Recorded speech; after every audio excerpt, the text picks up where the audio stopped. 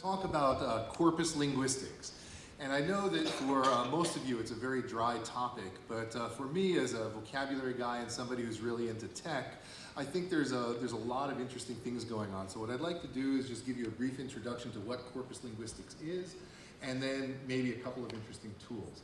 Well, I looked online and I looked for a definition of corpus linguistics, and one of them was a larger complete collection of writings like the corpus of Old English poetry, but the second one, the body of a person or animal, especially when dead, that sounds more like a corpse, not a corpus. And so I thought I was really kind of intrigued by that definition. But for our purposes for today, here's a definition related to real corpus linguistics. And that's basically a collection of texts that's supposed to be representative of a given language, put together for the purpose of linguistic analysis. It should be naturally occurring for the most part and have some kind of explicit design criteria. It's a big mouthful.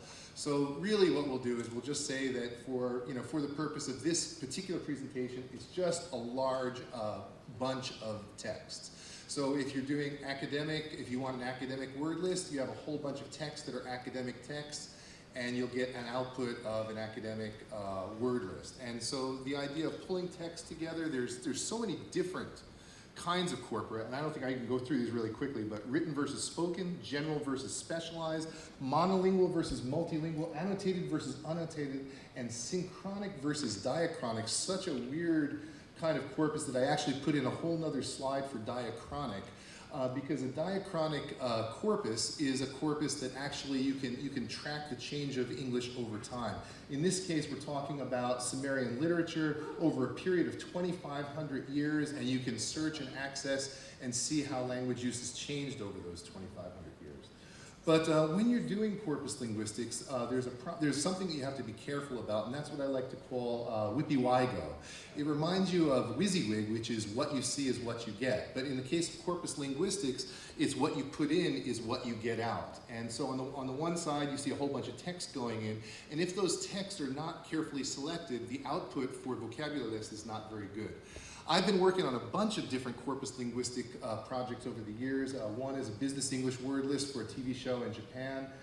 English Central, which you see at this conference, has got a really amazing tagged video corpus. New general service list I'll be presenting about tomorrow. The new academic word list will be coming out next month. These are for the Cambridge corpus.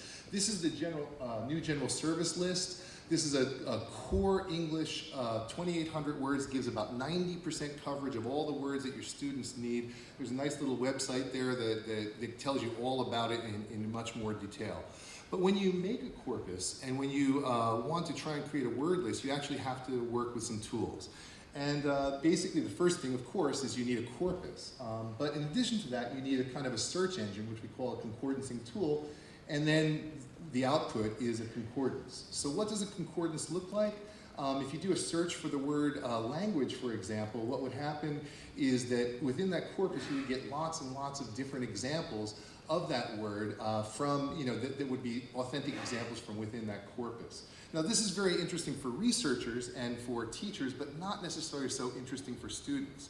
And Tom Cobb has a really cool website called the Complete Lexical Tutor, and what he's done is tried to think about what you can do with a concordance like that for students. And what he's done here, I took the example of the word argument, discussion, and fight, and you can see it's blanked out in the middle, and what the students have to do is they work with each other and they discuss and they look at the corpus and they try and figure out which word, argument, discuss, and fight, goes in which corpus. And I thought that was very nice.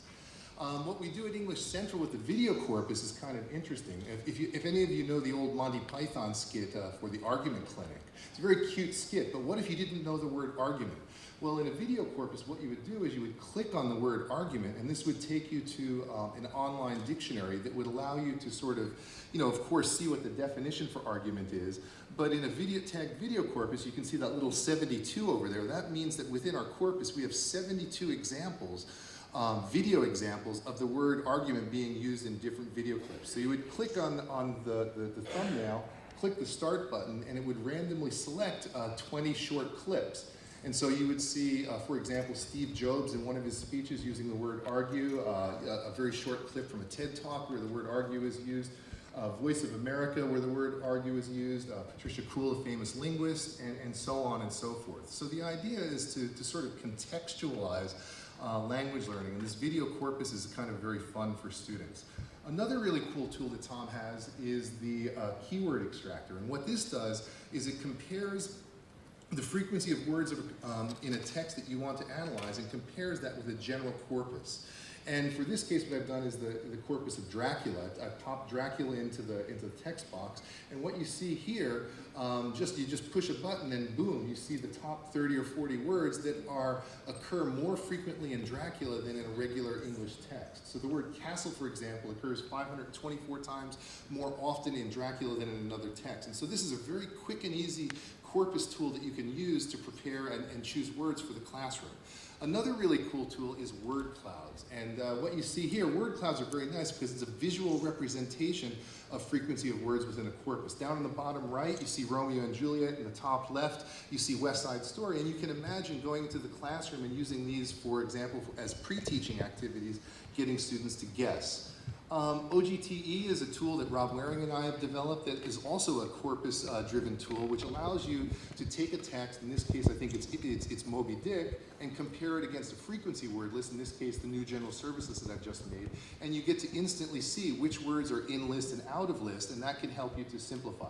The last slide is called Google's Ngram tool. I think this is a very appropriate last slide because what this does is it allows you to track the frequency of words over time, and the three words that I've chosen is Coca-Cola, amphetamine, and cocaine, and I feel like I've kind of ingested all three of them in the past 6 minutes because I'm kind of all buzzing right now. Thank you very much.